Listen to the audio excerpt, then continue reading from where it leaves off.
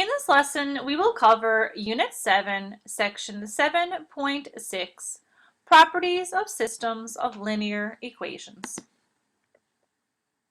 In this lesson, you will learn how to determine the number of solutions of different types of linear systems, how to explain, using examples, why a system of equations may have no solution, one solution, or an infinite number of solutions. First, we will look at some new terminology. These terms may be familiar to you, but we will refresh the concepts anyway. First, we have infinite. That means unlimited or without bound. If we look at the two equations that are given, 2x plus y equals -1 and 4x plus 2y equals -2, we can see that when these two lines are graphed, they will coincide with one another. Every point on one line is also a point on the other line. So all the points on the line are solutions. Since the two lines coincide and lie exactly on one another, there will be an infinite number of solutions. Next, we have coincidental lines. When lines have equal slopes and the same y-intercept, the lines will again lie exactly on top of one another. So the solution will be infinite because every point on one line will be the same on the second line. Now we're going to look at three possible solutions for a linear system. First, we have intersecting lines. When the slopes of the lines are different, the lines intersect at one point and the systems have one solution. So if you're given a situation like the graph on the right, where the two lines intersect, we have one point of intersection and we will have one solution. So in this place, we will have two different slopes and two different y-intercepts. So that means that the two lines will cross each other and produce one intersection point. Two parallel lines. We know from our previous lesson where we discussed parallel lines, the parallel lines never intersect and they never meet. They have the same slope, but could have the same y-intercept, or they could have a different y-intercept. But the lines can never meet one another and they can't intersect.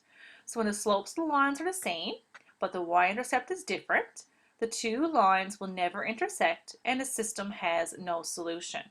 So it's important to realize here that there is no solution because those parallel lines will never intersect and they will never form a point of intersection. 3, we have the situation what we discussed earlier.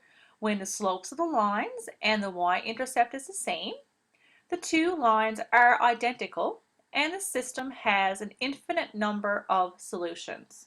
So of course when you have the same slope and the same y-intercept, the line is going to coincide with each other. So those two lines will lie exactly on top of each other and there will be an infinite number of solutions because every point on one line is exactly the same point on the second line.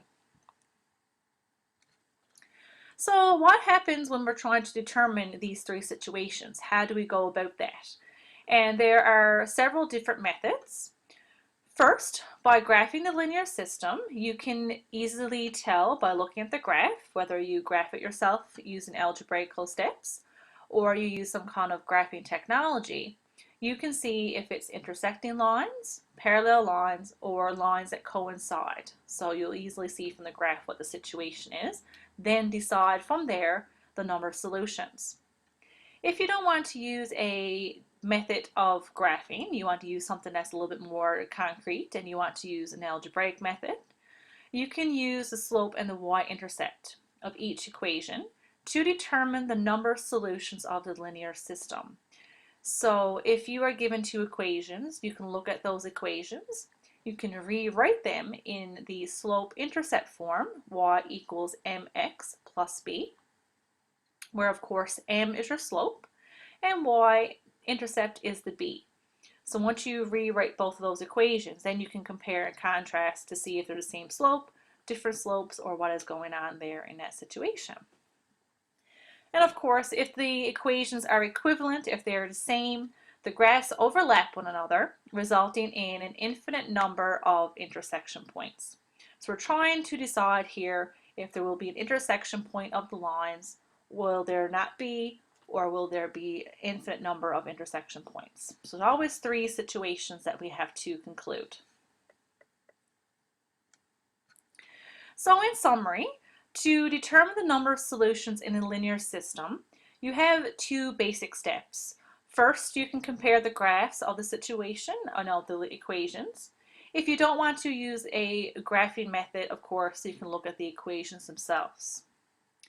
And just to recap and refresh the three main types of solution. First, we have one solution where the slopes are different and the y-intercepts are different.